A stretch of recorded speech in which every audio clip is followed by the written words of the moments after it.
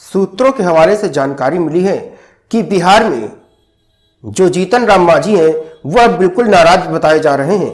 जीतन राम मांझी की उम्मीद थी कि उनको 2 विभाग तो मिलेंगे ही मिलेंगे, लेकिन मिला उनको 1 विभाग और उनके पुत्र को मिला है बहुत बड़ा भारी भरकम विभाग नहीं बल्कि ठीक ठाक और काम चलाऊ सा विभाग। इससे जीतन राम मांझी की नाराजगी बढ़ गई है।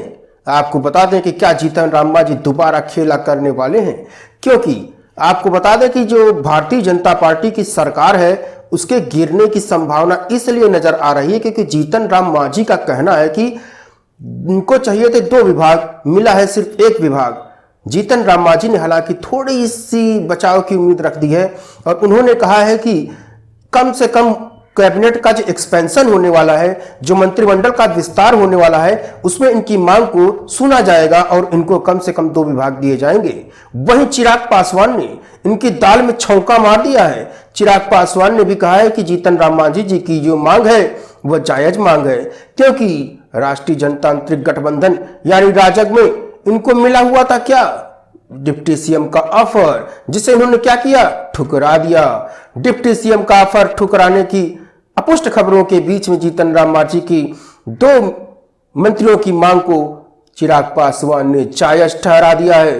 चिराग पासवान ने जीतन राम मांझी की दाल में तड़का मार दिया है। अब जीतन राम मांझी अच्छी तरीके से एनडीए के साथ निगोशिएशन करेंगे और कहेंगे कि हमें 2 मंत्रियों की हमारी जो मांग है उसको चिराग बाबू भी कह रहे हैं कि जायज है, तो भैया इस मांग को आप हमारी पूरा कर दीजिए।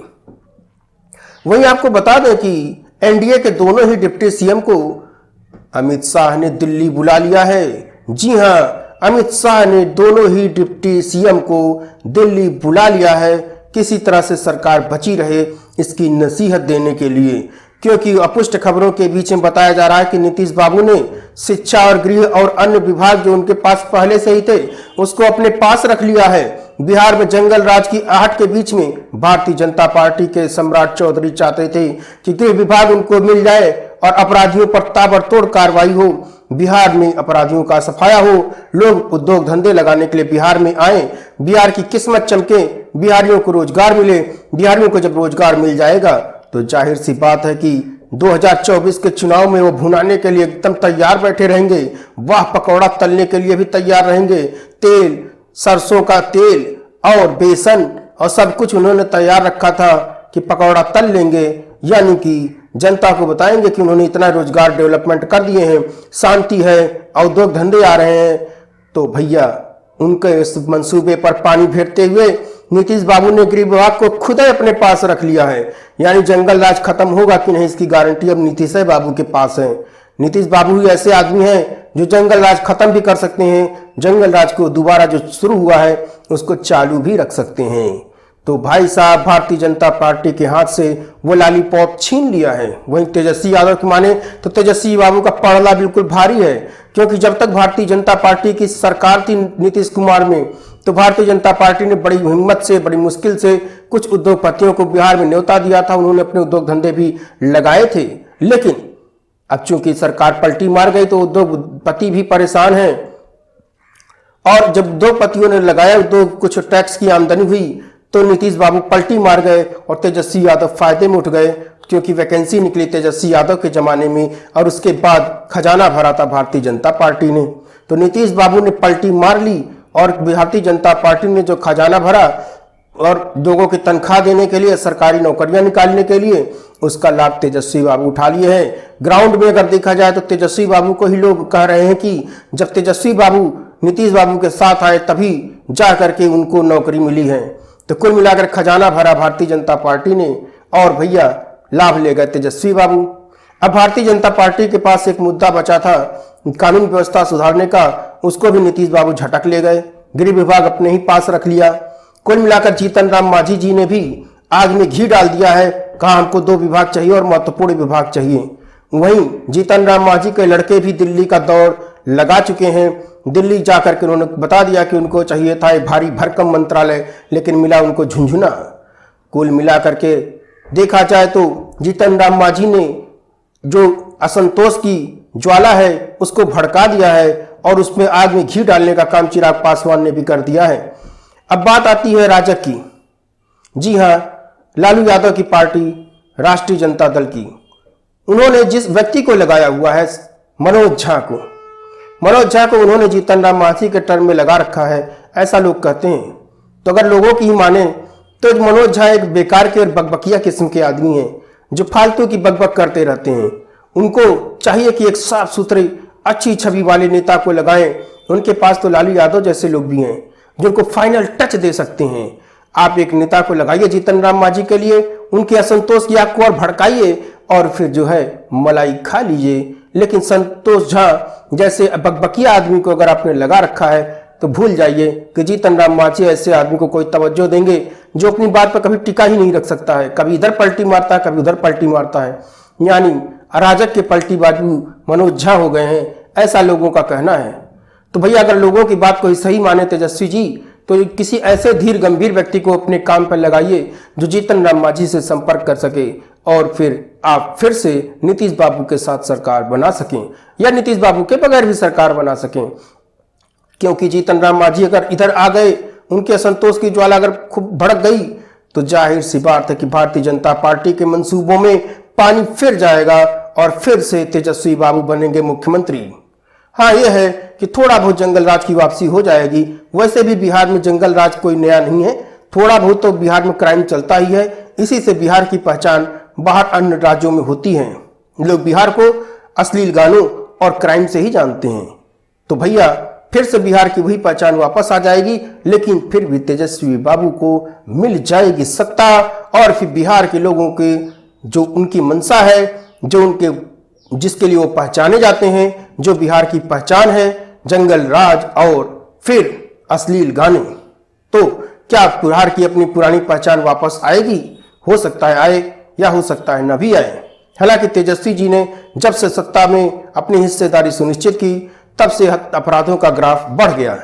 यानी कि कुल मिलाकर के बिहार को अपनी पुरानी पहचान अगर फिर से वापस पानी है तो तेजस्वी यादव को ही मुख्यमंत्री बनाना होगा। अब देखना यह होगा कि क्या भारतीय जनता पार्टी और नीतीश बाबू मिलकर के बिहार को विकास के पथ पर आगे ले जाते हैं, बिहार की पुरानी पहचान को समाप्त करते हैं, या यूं ही फिर आगे बढ़ते रहेंगे। वैसे नीतीश कुमार ने गृह विभाग को अपने पास रख करके बिहार में बता दिया है भारतीय जनता पार्टी को कि वही सुपीरियर हैं और वो जब तक चाहे बिहार की पहचान वो जो पुरानी वाली अपराध वाली उसको कायम रख सकते हैं। अगर वो चूड़ी कसेंगे तो जाहिर सी बात है पुलिस एक्टिव होगी और अपराधियों का सफाया होगा। लेकिन अगर वो चूड़ी नहीं कसेंगे, जाहिर सी बात है पुलिस इनएक्टिव रहेगी और अपराधियों का सफाया नहीं होगा। यानी जो भारतीय जनता पार्टी जो चुस्त कानून व्यवस्था के लिए जानी जाती है, उसको भी इसका कोई लाभ मिलने वाला नहीं है। देखिए, मंत्रिमंडल का पूर्ण गठन नहीं हुआ है, ये कोई अनहोनी बात नहीं है। बहुत बार ऐसा हुआ है कि प्रथम मंत्रिमंडल का गठन होता है, मुख्यमंत्री 1 या 2 या 3 लोगों के साथ जो शपथ ग्रहण करते हैं, उसे 10 दिन 15 दिन के बाद अपना एक्सपेंशन होता है। एक बात जो नहीं हुई है वो हमको भी लगता है कि शायद ये पहला बार है कि मुख्यमंत्री शपथ ग्रहण कर लिए, 8 मंत्रियों का भी उन्होंने वो दिलवाया, लेकिन विभाग अभी तक शायद नहीं बटा है। तो विभाग बढ़ जाना चाहिए था और बाकी सारा विभाग मुख्यमंत्री के पास होता, फिर जब नया वो होता सब लोगों का, तो फिर उसी तरह से विभाग बढ़ जाता। तो ये नहीं हुआ है, लेकिन ये स्वेच्छा है हमारे मुख्यमंत्री का और भला बुरा सब वो समझते हैं, तो उनकी स्वेच्छा है, तो इस पर हम लोग कुछ कह नहीं सकते हैं। लेकिन जैसा कि सुन रहे हैं कि अगला 5 तारीख को मंत्रिमंडल का विस्तार होगा और होगा तो निश्चित है कि उस दिन जरूर विभागों का भी बंटवारा होगा।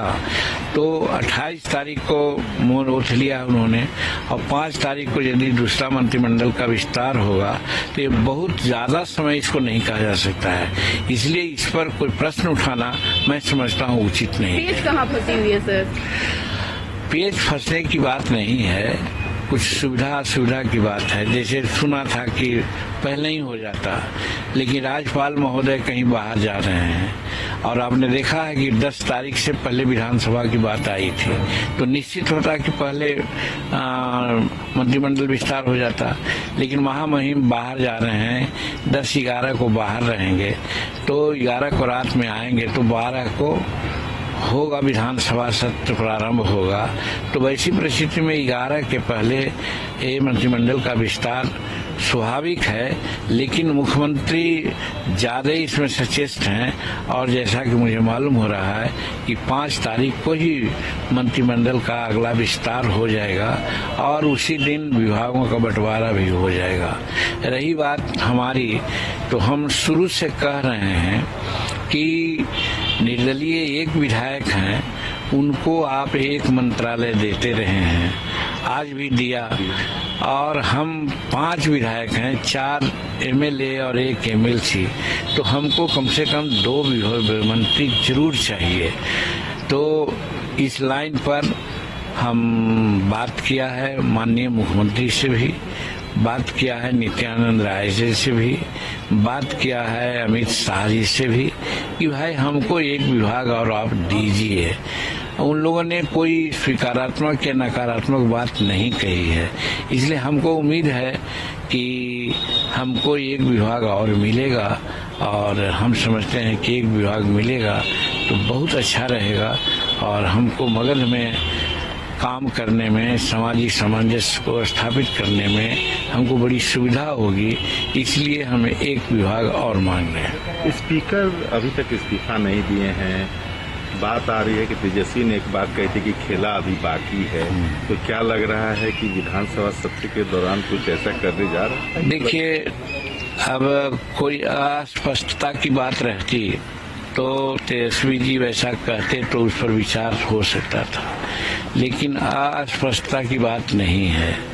128 एमएलए एनडीए के साथ हैं, जो हम लोग बैठक किया था 28 तारीख को, उसमें सभी लोग आए थे, सभी लोगों ने हाथ उठा करके समर्थन किया था।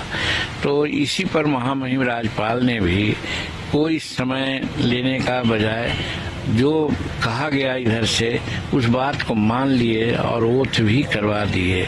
तो तेजस्वी प्रसाद चूंकि विरोध में हैं तो उनको विरोध की बात तो कहनी ही है। जैसे कोई अखाड़ा में चुनाव पहलवान लड़ जाता है तो फिर ताल ठोकता कहता अबरी आ जाओ हम पटक देंगे, तो वही बात हो सकती है। तो कह रहे हैं विरोधी दल के लोग हो गए तो उनका कहना है, लेकिन सच्चाई यही है कि एनडीए के साथ 128 एमएलए हैं, किसी भी प्रकार से यहाँ टूट की बात नहीं है। और हिंदुस्तानी अवाम मोर्चा सेक्युलर के 4 एमएलए और 1 एमएलसी पर चट्टान की तरह एनडीए के साथ खड़ा है। स्पीकर इस्तीफा नहीं दे रहे हैं। हाँ, ऐसा होता है कि इस्तीफा दे देना चाहिए था नैतिकता के दृष्टिकोण से, लेकिन अगर नहीं भी दिए हैं तो नियम यही है कि उन पर अविश्वास प्रस्ताव लाया जाए। तो शायद अविश्वास प्रस्ताव लाने का नोटिस उनको मिल चुकी है और जिस दिन 10वां दिन होता है या 12वां दिन, हाँ, तो वो शायद 12 तारीख को पूरा हो रहा है, 14 दिन, तो 12 तारीख को पूरा हो रहा है।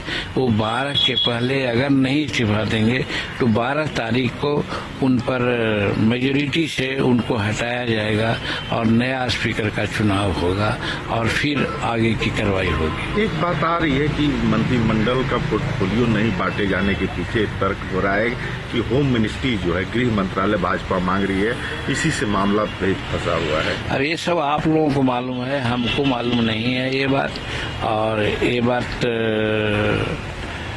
ऐसा परंपरा की बात अगर हम देखते हैं तो हम 44 साल से विधायक और मंत्री रहे हैं और प्रायः देखते हैं बिहार में, अलग राज्यों में कुछ होता है ऐसा कि गृह मंत्रालय मुख्यमंत्री के अलावा किसी को मिलता है, लेकिन बिहार में गृह मंत्रालय प्रायः मुख्यमंत्री के साथ रहता है। अब बदली हुई परिस्थिति में अगर भाजपा मांग रहे हैं, हमको जानकारी नहीं है, आपके माध्यम से जो जानकारी मिल रही है उस अनुसार से, तो उनका मन है, उनका प्रोरेटिव है, वो कुछ मांग सकते हैं। तो हम समझते हैं आपस में बैठ करके वो लोग तय कर लेंगे और आगे का रास्ता प्रशस्त करेंगे।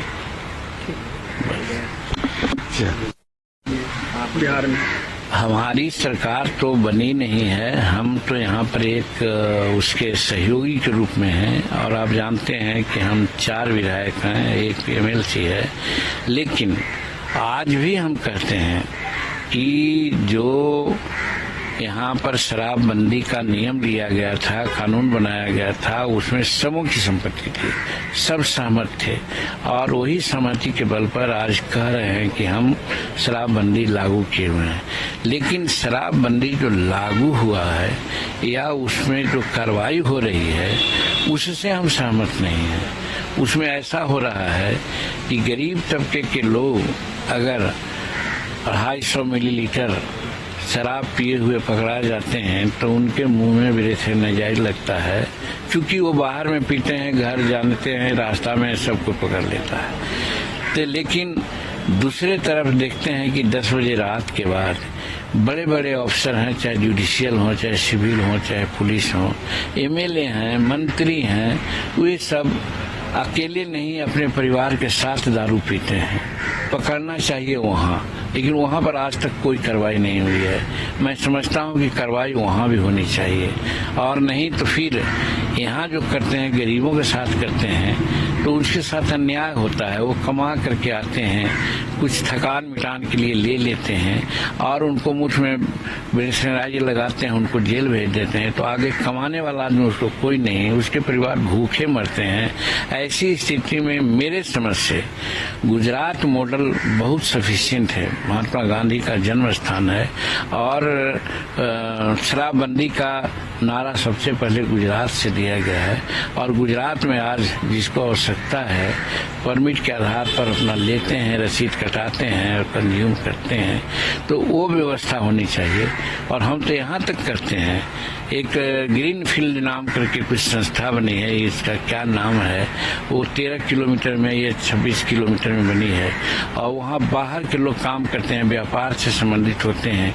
वहाँ पर एकदम फ्री कर दिया गया है, वो सब लोग पीते हैं और बाहर के लोगों को बुला कर पिलाते हैं। यहाँ पर इन्वेस्ट करते हैं, इंडस्ट्री बढ़ता है और जो अनएम्प्लॉयड लोग हैं उनको नौकरी मिलती है, नियोजन मिल जाता है। तो मेरे कहने का मतलब कि अति सर्वत्र वर्जयेत, चादर को उतना ही तानना चाहिए जितना में चादर फटे नहीं। आज सीमा से बाहर होकर के लोग शराबबंदी की बात कर रहे हैं और इसमें हमारा तंत्र जो पुलिस तंत्र है, आधा तंत्र इसी में लगा हुआ है, जिसके चलते लॉ एंड ऑर्डर भी खराब हो जा रहा है। दूसरे क्षेत्रों में लोग नहीं देख पा रहे हैं। इसलिए हम इनके पार्टनर और इनके साथ रहने वाले शुभाकांक्षी हैं, इसलिए कहना चाहते हैं कि इस पर विचार करना चाहिए और अगर हो सके तो गुजरात मॉडल लागू करना चाहिए, तो सबको फायदा होगा और राज्य को भी आर्थिक फायदा होगा। गरीब को भी जो फायदा नहीं हो रहा है, 100 रुपये का चीज 500 रुपये में पी रहा है, और दूसरी बात विषैला शराब उनको मिल रही है जिसके चलते जाने जा रही है, तो इससे भी हम छुटकारा पा जाएंगे। हर हालत में इस शराब नीति की समीक्षा करनी चाहिए। हमको विश्वास है कि नीतीश कुमार बदली हुई परिस्थिति में जरूर समीक्षा करेंगे ताकि किसी को कोई दिक्कत नहीं हो। सरकार में है सर, मांग करेंगे आप?